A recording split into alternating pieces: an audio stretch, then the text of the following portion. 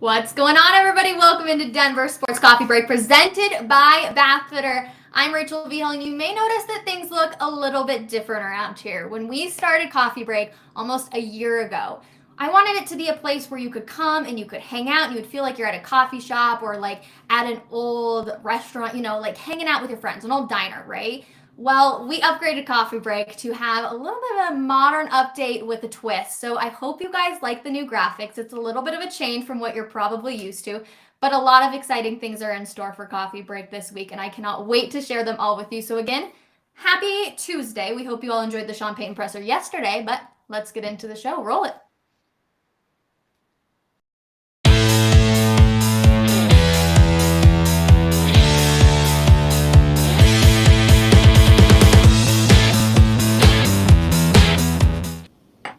Alrighty, we got D-Mac and Will Peterson here on this Tuesday. Again, a brand new look, you guys. I hope you all love it. We're seeing all the comments already, so happy Tuesday. You got our coffee mugs, everybody? Cheers. Cheers to a bit of a Do you want? I know we're gonna work some things out as we go here. Do you want me sideways or should I go up and down? I mean, I don't know how. You look great. I look fine. I don't have to do anything. No, you look fantastic. All right, super. As long as I don't have to do a damn thing, I'm comfortable. You look good. Rachel, were you supposed to be in Arizona? I am headed to Arizona later tonight. I'm so excited. I'm going out there for the Super Bowl. We're going to talk a little bit about the Super Bowl later on, but yes, I'm very excited to be headed out there. And anybody else too, let me know if you're going. But you guys, we got to get into the Sean Payton presser yesterday. It was definitely, I had a better take on it after. I was a little nervous, right? I was like, hey, I feel like he's very straight to the point, stick to business kind of thing. And I turned away and I left and I was like, hey, this guy actually really impressed me. He was very personable. He had a great attitude about it, but he also made me believe that he is definitely going to change the culture of it. And then the number one thing that came out of the presser yesterday is actually thanks to DMAC and his question that he asked Sean Payton regarding Russell Wilson's quarterback coach, Jake Heaps. And DMAC, I'm going to let you kind of fill us in on, one, why you asked the question, because it was a really important question. But two, did you ever expect to get the amount of feedback or just press from this? No, I mean, I think that little clip has 3.17 million or so views, which is, of course, bananas. It's always nuts when you wake up in the morning and you throw on ESPN and you're on ESPN. Like that's, unless you're Mark Schlereth or some very famous person, that is still kind of a weird thing to see. And you never can plan out what, it's like a combination of a lot of different things. I mean, everybody was there. Everybody has known about Jake Heaps. Seriously, everybody. It is interesting reading some of the other stories. It does appear like a lot of people around the country were not aware of the situation in Denver with Russ and his coaches. So the question I thought was relatively obvious. I don't think there was anything genius about the question. It was the tone of the response that's really the story. I was lucky enough to just ask a question seriously anybody could have asked, but it was how he responded that made it a story, where he was so defiant and saying, no, that's not going to happen here. And then I had to really think, Rachel and Will, why did this set off such a firestorm? Why was this clip and the way that he responded to it such a big deal? And I just think the image of Russell Wilson was so bad, guys, so poor, that he was so demanding of Russell Wilson type of things, that I think people are like angry for whatever reason at Russell Wilson, and they really want to see Russell Wilson put in his place. And I think it was a combination of high expectations, failure, maybe you're just a little bit too showy, and then a coach who's going to come around and spank you a little bit and say, no, we don't do that stuff here. So I think there's the very logistical question of Jake Heaps being in the building, but I think it's really a symbol for much more. It's really about, in my mind, how crazy things got with Russell running the show, and now we have an adult in the room. Well? Yeah, I would just say that, Russell Wilson became, the most polarizing player in the NFL, right? The most polarizing player in the NFL. And a lot of that was because of the me, not we. It was his social media blitzes, right? It was posting his suit an hour before the game. Whether he hit send or someone on his social media team hit send, they clearly wanted the attention. It was last summer when he practiced football every once in a while, but we got it shoved down our throat. But we also saw him all over the world with his travels, eating good, gaining weight, all that stuff. So let's be honest, guys. Russell Wilson, most polarizing in the NFL. You could also make the case most disliked in the NFL. So yesterday was a big L. Russell Wilson took a big L from Sean Payton yesterday. And guess what people like celebrating? Russell Wilson L's. Think about every time he lost during the year, it led all the shows across the country. He and Nathaniel Hackett were the punchline. So yesterday, for the first time in more than a month, Russell Wilson took a loss. And that's why it's getting so much attention, because people love Russell Wilson losses, fair or not. Yeah, and I think that's sadly an indictment of the meanness to a certain degree of our society. So I wasn't trying to be mean. I didn't want to ruin Jake Heap's life. But there's no doubt that what we heard about being disconcerting connecting Russell Wilson to his teammates that might have an impact on the field was the fact of all this other stuff, specifically, not The Office. Like, The Office to me is kind of like a whatever sort of thing. Having your own coach and your own staff in the building, guys, I mean, come on. I mean, that is... I said you just no. And everyone was like, oh my gosh, Rachel, let the man do whatever he needs to do. I said that from the beginning. Well, yeah, I think you were right. I mean, it just didn't look... Hey, listen. The Broncos go 12-5 and make it to the AFC Championship. I don't know. Jake Heap's maybe a superhero. Jake Heap's maybe the answer. But when you want to do something so unorthodox, it's got to work out. It's that it's very high risk, high reward sort of deal. So I don't even think it's about Jake Heaps. I think it's about the symbolism of putting yourself ahead of the rest of the team. I think that's really what it's about. I think people in general hate that. They hate that image and impression. And it just didn't work last year at all. So it turned, but there were a lot of other interesting moments in that press conference. That's getting all the headlines too. But like right before that, our guy Vic Lombardi asked Sean Payton about being a game manager. And Sean Payton put his foot down about being a game manager. I am a game manager. I do that well. And we're not going to hear the crowd counting down.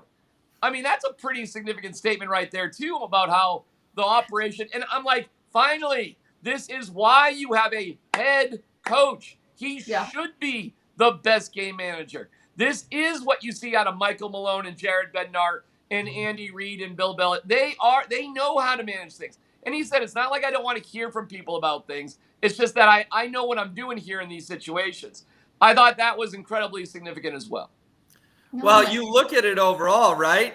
He took shots at Nathaniel Hackett with the, hey, we're not going to have the crowd counting down the play clock. And he took shots at Russell Wilson by saying, we're not going to put everything all over social media, right? We're going to work a more anonymous donor, right? It's when you give money to a charity, but you just do it because it's the right thing to do, not because you're looking for the attention. D-Max offline 10 minutes into our first show. That's a good thing. But Rachel, Sean Payton was an analyst last year on Fox, right? And you know what analysts do? They observe just like the rest of us. He observed what a dumpster fire Nathaniel Hackett was. He observed that Russ was oversharing on social media. And in his very first press conference, he took shots at the old coach and tried to reel the QB back in. That's the definition of a new boss in town. I wrote it at denversports.com today. You guys know Captain Phillips with Tom Hanks and the Pirates, and look at me, I'm the captain now. That's what Sean Payton did yesterday. Look at me, I'm the captain now. Nicely said, Will, nicely said. Also, Giovanni puts in the comments, also a shot at D'Amico Ryans with the Lewis Hamilton comment. Yes. I even forgot. There were so many memorable moments that came out of it, but I actually had forgotten about that one, and he did take a shot at him. Well, it was sort of a shot of, Hey, I was talking to the real owners the whole time. I was talking to Greg. I was talking to George. If D'Amico was in this, he was probably talking to Sir Lewis because I was the one having the conversations with the top dogs. Yeah, the more we talk about it, guys, Sean Payton was kind of feisty yesterday. I like it. He was. Oh God, it was it a great press conference, and sadly, we've covered quite a few first coaches for the Broncos press. I mean, can we count them? Since Shanahan, Josh McDaniels, VJ. Wait, hold on. Josh McDaniels, Foxy. John Fox, Foxy. Gary Kubiak, VJ, Fangio, Hackett, and now Payton. Wow, guys, is that crazy? Yeah. Since 2008, 7 different press conferences like that. Mm-hmm. That's bananas. That's crazy talk. So I thought it was the best out of all of them. I thought Fox was number 2. Kubiak was kind of just more like administrative. Like, you know, when Kubiak came in here, yeah, I mean, to a degree it was exciting, but it was like just welcoming somebody home. Like there was no like real big sizzle with him. Plus the Broncos have been really good. I mean, the Broncos have been to a Super Bowl and won the AFC West year after year with Fox. So when Kubiak came in here, it was kind of like just like, all right, don't screw this up. You know, how we keep Peyton Manning, that sort of thing. And nobody really knew how precarious the situation with Peyton Manning actually was at that specific time that he was hired. This one stood out, guys. It stood out like a beacon in a fog out of a lighthouse. That sort of thing. That was butchered. I'll write it better at denversports.com. But it was significantly better than anything else. And I looked at Greg Penner, and I looked at George Payton, and I'm like, well, there's 2 guys I never have to talk to again for any reason. Because the guy in the middle, Sean Payton's really going to be calling the shots. Nope. Yep. And I also loved, and I'm seeing the comments too, about how much he doesn't want the Chiefs to win and how he's taken the Eagles and how you don't vote for anybody in your conference or you don't root for anybody in your conference. I agree with that statement. And I think that also won a lot of people over, especially after what we experienced with Hackett. Oh, there's no doubt about it. Hackett refused to say he hated the Raiders 2 different occasions. He got the question in week 4, and then when they played again in week 10 or whatever. And then the one that really ticked me off, guys, was when he was asked about the losing streak. He said, not my problem. I wasn't here. Like, how hard is it to just say, you know what? I know our fans really dislike this team, and we really want to end this losing streak for them because it's been going on for far too long. And Sean Payton just drops the mic day 1. I'm rooting against the Chiefs in the Super Bowl, and a perfect day for us in our division is when we win and everyone else loses. I already liked Sean Payton more on day 1 than I liked Nathaniel Hackett for an entire year. Hey, Justin Outen, what does the rivalry against the Raiders mean? I asked him. Every game's a rivalry. It's the worst answer. Yeah, it's like, okay, Justin. You don't. I guess you, Justin, a lot of points out, and you don't get it either.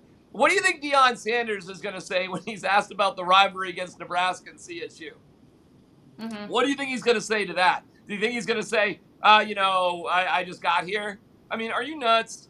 I mean, these guys butchered like layups. Mm-hmm. And hey, listen, when I gave Sean Payton a layup about Jay Keeps, he knocked it out of the park. Can you imagine if I asked that question to like Hackett? He'd probably be like, hey, he seems like a good guy. We'll figure it out. I mean, we're excited to meet everybody. Hey, whatever. No, Payton just came in. That's not going to happen here. Boom. Kaboom.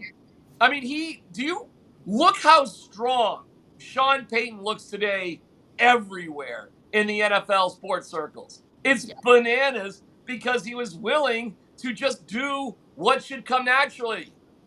Be a head coach. It's not even that complicated. But this is what you get with a guy who's been through this before rather than a first-timer. All right, here's my question. This is the big deal. Sorry, D-Mike, I did not mean to cut off. This is my question. Do you think Russell Wilson found out that Jay Keeps is not going to have a job from your question? Or do you think that there was talks ahead of time when they had their brief conversation, or possibly yesterday morning if Russ was in attendance? Well, Mike Klis has talked about that Jake Heaps wasn't very present in the last few weeks of the Denver Broncos, period. And that may be the case. I saw Jake Heaps out there plenty during the season, during practice. And it wasn't just Jake Heaps. There was Russell Wilson had a female trainer that was there, usually standing beside Jake Heaps. Never mind, I don't know what access he did. I know he was allowed to have access at some point inside the building. Yeah. So they may have seen the writing on the wall even last season on this stuff and may have already adjusted. But so what? I mean, you still need to establish it again. Mm-hmm. Listen, here's what's going to happen. Of course, this is going to get back to Russell Wilson. I mean, duh. Everybody's seen it. It'll kind of be unsaid. Like, it won't come up. Russell Wilson won't be told no because Russell Wilson won't suggest it in the first place. And if Russell Wilson doesn't get that, Team 3 will, hey, sorry, Jake, listen, that doesn't mean Jake Heaps can't live here in Denver and, coach Russ, although you got to wonder if Russ is at the building and needs his own office and Jake Heaps can't go to the office. I mean, seriously, when's he going to see Russell Wilson? Like, when does any interaction even happen? And, so never mind that.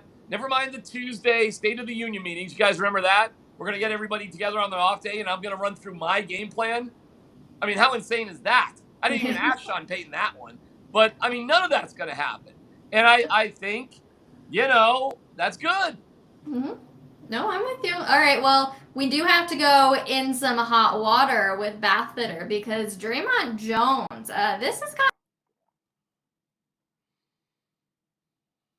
by Bath Fitter. Huge shout out to them. Love the new Denver Sports Coffee Break with Rachel Beal, branding, and look. We appreciate it. But you guys, Draymond Jones has posted he has liked tweets. Let me say this. Liked tweets on the back end. And I'll give props to people that go and look at the likes on the back end to get the dirt on this. But Draymond Jones posted or had these likes and someone had posted it and said, first of all, our very own Richie Carney had posted, so is Let's Ride going to become cool again? And Derek Wolf tweeted, never was, never will be cool. And Draymond Jones did like that, so he's not a fan of the Let's Ride. We've also got another one. It says, trading 2 early round picks for a head coach when you're already low on draft capital is a bold move, he says. Okay, interesting. So, gentlemen, I want to get both of your feedback on this because he's not wrong. But if you're a player on that team, is it really a good look for you to be liking tweets like that? And Will, we haven't heard from you in a second, so let's hear it. Well, here's the thing that I always try to remind people. Likes are public, likes are public, likes are public. It seems like so many people don't understand that on Twitter. Now, there's folks out there who like a lot worse than this. So, I'm not going to pretend like Draymond Jones likes something wildly inappropriate or anything like that. But from a bad look standpoint, yeah, it's 2 likes, and it's like, what are we doing here, dude? You basically said the quarterback's not cool and never will be, and you said they traded way too much for the head coach. Guys, you'll remember early November, Andrew Mason asked Draymond Jones, do you want to be here? And what did Draymond Jones say? I'm here right now. Mm-hmm. That was all we needed to know. He didn't want to be here. These likes are more proof he doesn't want to be here. But, of course, the big wrinkle in this is the Broncos control his fate, not the other way around. Because if they franchise tag him, he's got to stay here. He may hold out. It may get messy. It may bleed into the summer. May go toward camp. But if the Broncos franchise tag Draymond Jones, which I think they probably will, he will almost assuredly play football for Denver this year in a city, in a team that all the evidence points to he doesn't want to be a part of. Yeah, if you remember Ray Lewis and all of his rah-rah stuff back in the day, I'd say the vast majority of his teammates bought into it, but not everybody. And I knew a couple players who just rolled their eyes at it, and they've told me it's, whatever. The other guys seem to like it. I'm just not into it. Yeah. Draymond Jones is like that personality-wise. He's a very intense guy. He's a very skilled football player. Mm-hmm. But if you just talk to Draymond Jones, he's a bit of an independent thinker, which is a good thing. That's not a bad thing.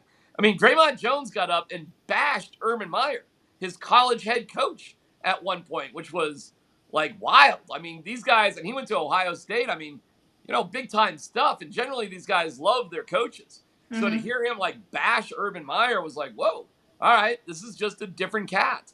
And so, yeah, I mean, I get it with somebody who's his own independent thinker. All the let's ride thing, I mean, that doesn't really work. However, I think a lot of guys get into it. I think it does work with a lot of dudes. And so that's the problem when you get into catchphrases and slogans like that, especially coming from the player. It's one thing if the coach, has a catchphrase or an expression he wants everybody to embrace. The Broncos have had coaches for years who have done stuff like that. It's bumper sticker mentality, but it needs to come from the coaches and the program. Every program has it.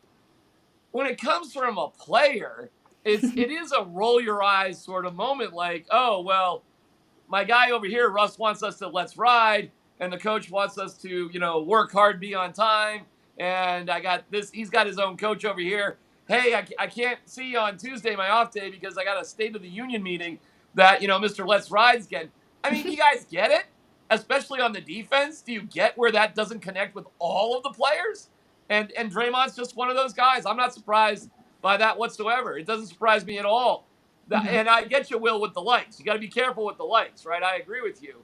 Yep. But I don't think those are accidental likes. No, they're not. And I will say, too, to give Draymond a little bit of credit, he did also like the Broncos posting Sean Payton yesterday, as well as one of the reporters over there at the Broncos HC, too, talking. Well, Rachel, of course they're going to like Sean Payton, because Sean Payton's going to put Russell in his place. That's exactly what they want. So I think Draymond Jones, he's a fascinating guy. He's going to go into free agency, and either you got to sign him to a big deal or you got to tag him, one way or the other. You're not going to let Draymond Jones just walk. You're not. Dalton Reisner will get to test the market. You got to make a bigger decision with Draymond Jones. So I think he gets tagged, and they work it out later. I think he's valuable enough that happens with, and they can at least have him for one more year. And then we'll see how everything goes. But I'm not surprised that he likes Sean Payton. No, that's not shocking at all. I feel like a majority in that player locker room will probably end up liking Sean Payton because he has proven he has a winning culture. But do you just tag and trade him if you already know, hey, certain things aren't going to work out, right? It's a lot about chemistry, and we kind of learned that from Sean Payton as well. Yeah, I mean, listen, if the guy doesn't want to be here, we've talked about you got to get the bad apples out of the locker room. I'm not saying Draymond Jones is a bad apple, because I agree with everything D-Mac just said.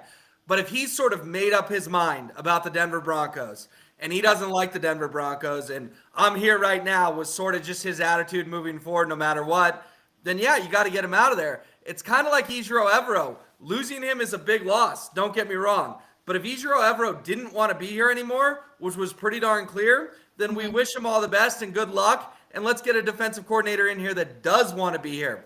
Draymond's a little different because he's a super, super talented football player. But George Payton, Sean Payton, they're going to have to figure out that balance of who wants to be here and who doesn't, because that's going to be so critical entering 2023. Yeah. No, 100%. Well, you mentioned Evero, so they obviously do have to find a new defensive coordinator. And they thought it was going. So, yes, in hot water presented by Bath Fitters. But again, Brian Flores is accepting the Vikings defensive coordinator job per source coming out of Adam Schefter. D-Mac, who is now the heavy favorite to take the job? Sean Desai, who is coming directly from the Seahawks, but spent a lot of time with the Bears. This guy is fascinating. And as Mike Kliss put out on Twitter, he was at Temple getting his doctorate when Brandon McManus was lighting it up for the Temple Owls there in the city of brotherly love as a kicker. He's a younger guy. I think he's only around 38. He's the first significant coach of Indian descent. And like I said, he's got his doctorate. He got his undergrad from BU, his master's from Columbia, and then his doctorate in, I believe, education from Temple. So he's a teacher. He also obviously has a passion for football. I'm actually very curious about his story. Like, how does this guy, who's obviously incredibly smart, want to be a football coach when I don't think he even played football in college? In fact, I know he didn't. And I'm very curious about why and where he gets this passion from. But that being said, on the surface, you're getting a guy who learned under Fangio. Okay, everybody likes Fangio as a defensive coordinator. Everybody likes the defense of Fangio. he got blown out by the Bears because when Jim Nagy, the head coach, got fired, I mean, they just fired everybody. And that's like nothing against him. That's what's happening with the Broncos right now. Yeah. And then he went to the Seahawks for a year, and he's going to now become a coordinator. Well, you don't turn that down. Excuse me. So it's likely to be Sean Desai as your DC. I think it's a fascinating choice. It'll be his first time, really holding the reins like that. So I'm excited for him. It sounds good. Well, and here's my thing too. With Flores taking the Vikings job, listen, I know Joe Ellis is only a consultant now. I know John Elway's only a consultant now. Excuse me, we don't even know what their roles are. I don't think Greg Penner's calling Joe Ellis on a daily basis. I don't think George Payton's calling John Elway on a daily basis. But let's not forget, just this time last year, February of 2022, Brian Flores sued the NFL, named the Denver Broncos in the suit, called Joe Ellis and John Elway disheveled. That's a word no one ever wants to be called. And alleged that they had been drinking heavily the night before his sham interview to be the head coach of the Broncos. I'm not going to get into who I believe or what it's, because it's he said. The Broncos strongly denied it. But I will get into, I don't care that Ellis and Elway are gone. That was only just a year ago and probably still would have been kind of awkward. The former CEO, the legend star QB of the team who helped bring 3 Super Bowls, I think it's best for all parties involved that Flores landed in Minnesota, and almost all signs point towards Sean Desai landing in Denver. Is he both of your top candidates, or is there somebody else that you have in mind? Oh, Rachel, we're getting into coordinators and first, I whatever. This listen, man, if you're saying I really prefer that coordinator over this coordinator, okay, sure, I'm rolling my eyes at you.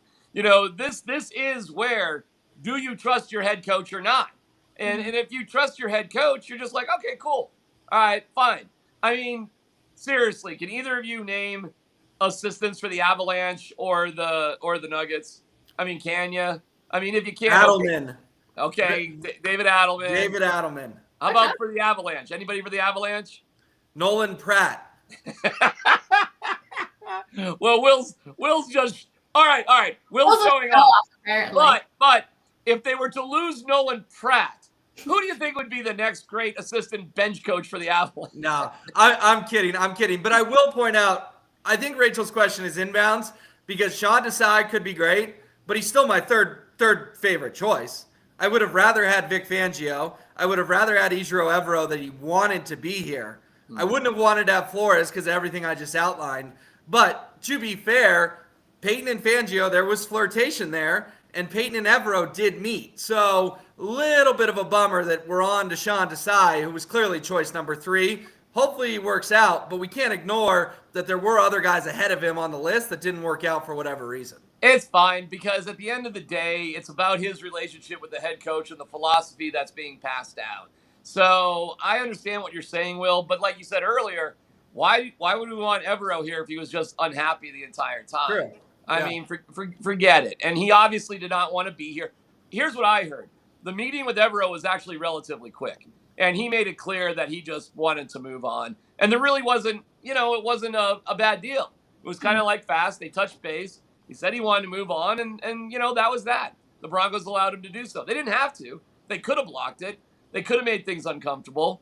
I guess they could have made a trade, but that doesn't really happen for coordinators and assistants. So they just let him go because it was the best for basically everybody. So he's out the door. Fangio, I think that would have been bad. I think that would have been the wrong tone, and I understand in terms of qualifications. They just fired him a year ago. I mean, it would have been weird, man. It would have been an odd situation.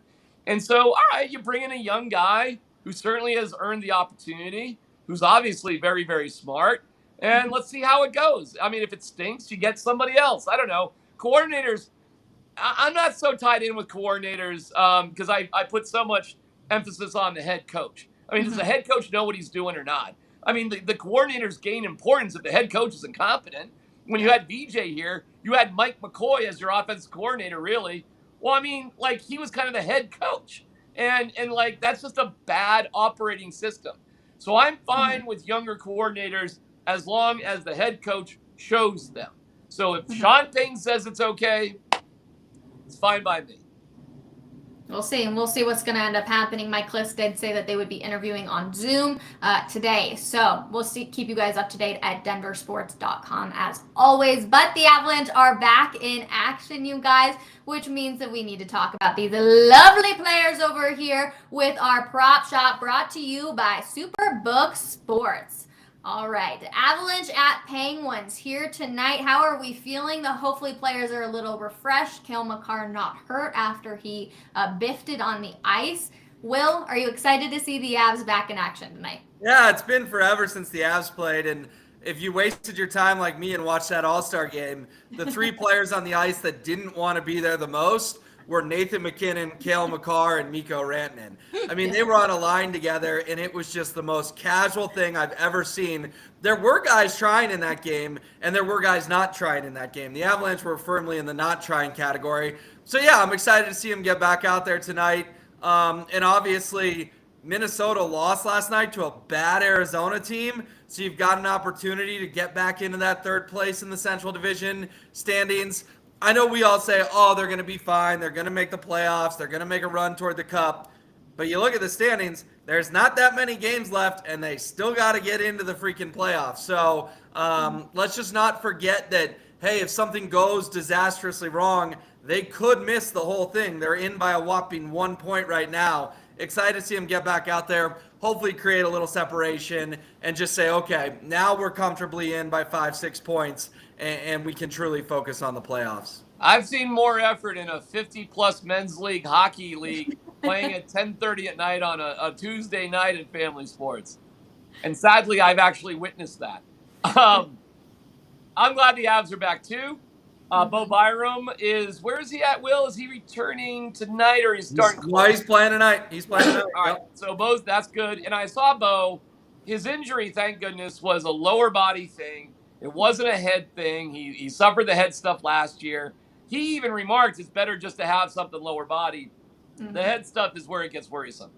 Landeskog is supposed to be back on skates in the next week or so. Soon-ish. And hopefully available in March. Okay. Sounds good.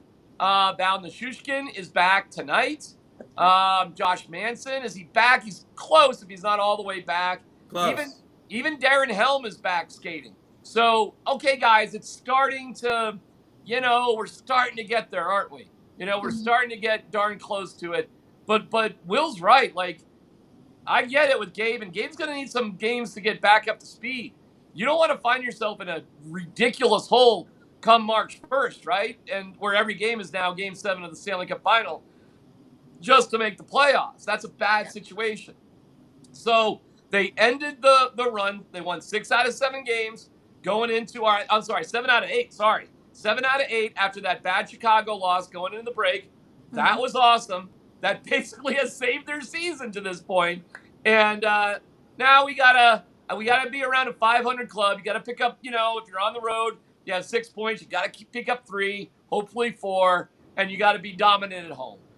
And that's the bottom line. Once the Avs get to the playoffs, guys, hey, let's talk. I mean, that, and we've seen low seeds do great in the Stanley Cup Finals all the time, Stanley Cup playoffs. So we got to get there, though. And everybody who's out there that just thinks it's automatic that they get there has not been paying attention. They are going to have to work really hard to get to that point, and every point they pick up should basically be celebrated at this point. It's a different team than it was last year for sure. And we're seeing a lot of the weaknesses come through, and the injuries for sure haven't helped. Over or under 6.5 goals tonight, Will? Listen, I think it's two teams with so much time off that they come out flying, they come out motivated. They would light the lamp an awful lot tonight, in my opinion. I would go ahead and lean toward the over on that one. D-Mac? What's the number again? 6.5. I'll go over. I see like a 5-3 game, something like that. I'll go over on that against the Penguins. Yeah, they'll be flying around. Will's right. There'll be a lot of action tonight for sure. Fresh legs tends to equals goals. Exactly. Yep. I'm with both of you too. I would be taking the over. Now, we also want to do a prop shop for the Super Bowl because I indeed will be heading out to Arizona tonight. I'm so excited. Coffee break will be live from the Super Bowl. You guys, that is so this is like a dream of mine. So I'm so excited. I love both of your smiles. Thank you for being so happy for me. But we do want to get into some game props. So the race to 20 points, this is one that I think is a lot of fun because obviously you never know what the heck Patrick Mahomes can do. The Eagles, they've been very successful. Who would you take on the race to 20 points, Will? Man, listen, those Eagles have looked so dominant in their first two games. The Giants, they were up like 21-0 before you could blink. The Niners got it 7-7 on that ridiculous CMC touchdown, and then the Eagles just took off. I think the Eagles will be the first one to 20. They may be the only ones to 20. I think this looks a lot like the Bucs Chiefs COVID Super Bowl when it was 34-9 or whatever. The Eagles have won their games like 34-7. It's Mahomes, but would anyone be shocked with a 37-14 win? I wouldn't. I would. The Eagles are the 2013 Broncos. They've had too easy of a path. Kiss of death. It's definitely going to be the Chiefs first to 20 because the Eagles aren't going to get past 13. Experience is going to matter in this game, and the Chiefs have more of it. The Eagles are going to be like the Broncos. It's going to fall apart for them, and it's probably going to be something like 35-13 Chiefs. And I get it. Sean Payton's not rooting for that. Neither am I. I mean, fly, Eagles, fly. You know, all of that crap. But they're gonna fly. They're gonna fly right into the desert outside of Glendale. It's gonna be a wake up call. And Mahomes and Kelsey and that crew, they're just gonna destroy the Eagles. 35-13, I got as final. So first to 20. Well, first to 20 is gonna be the only team to 20, and that's gonna be the Chiefs. Wow, D-Mac really firing off here about a very good Eagles team. You don't think they're going to show up at all? To the path, their division was not that competitive, and I don't believe in the Cowboys. I think that was a paper lion. I think Josh Johnson was the Broncos' third string quarterback was standing in their way to get to the Super Bowl. The path has just been too easy. The Chiefs are much better battle worn, and those scars are really going to help the Chiefs in the Super Bowl itself. Wow, I'm shocked. Yeah, and Jalen Hurts is not an elite. I like him. I think he's a very good quarterback, but he's not an elite quarterback. And in these games, you need that kind of combination. And I really do like Jalen Hurts, but he's not an elite quarterback. And listen, two guys picking opposite sides of the Super Bowl, whatever. That happens all the time. For me to feel strongly Eagles blowout and for D-Mac to feel strongly Chiefs blowout, that's kind of an interesting dynamic. Our final scores are like 40 points apart. One of us is going to be dead frickin' wrong. Hey, Will, coffees can be delivered, as Rachel found out losing bets. I mean, if we're this far apart, well, I'll put one on the line with you. All right, let's do it. I'll just take the Eagles to win. You got the Chiefs to win.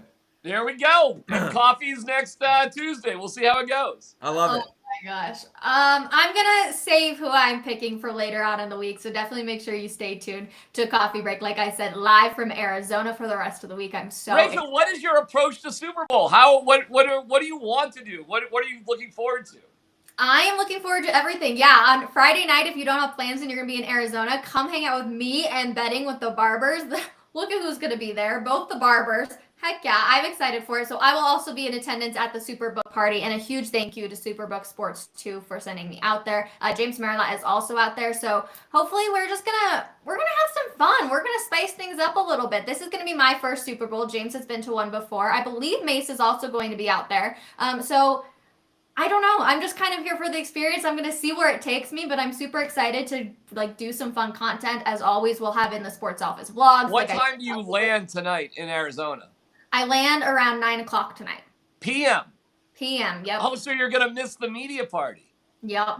Oh, all right. Media party's kind of fun, usually, but that's all right. That's where Stephen A. Smith asked me to pass him the guacamole. That's like a career highlight. Stephen A. Smith. I'm like, whoa, that's Stephen A. And he did the Stephen A. voice about the guacamole. I mean, the media party is the one party where it's the ultimate party for muggles because it's the only time you're treated better than everybody else. Because as the week goes on, now Rachel will fit right in. Rachel will be fine. She's not like you and I. But as it goes for people that look like me and Will, schlubs. Sorry, me, schlubs. Will is extraordinary looking, but schlubs like me, I'll speak for myself. The parties get fancier and my invites go down. Right. It's like screw around and find out. The parties get better. I get lesser. So for me, you don't miss the media party because that's when you're at the top of the mountain. Everything, but Rachel will be completely different. Wait and see. Rachel will be at all the, fun elite stuff. She'll be walking the red carpet left and right. I can't wait to see Rachel be a star at the Super Bowl. Oh, you guys are the best. Yeah, I'm really excited. I have packed some very fancy outfits just in case. Yes. Never know. Oh.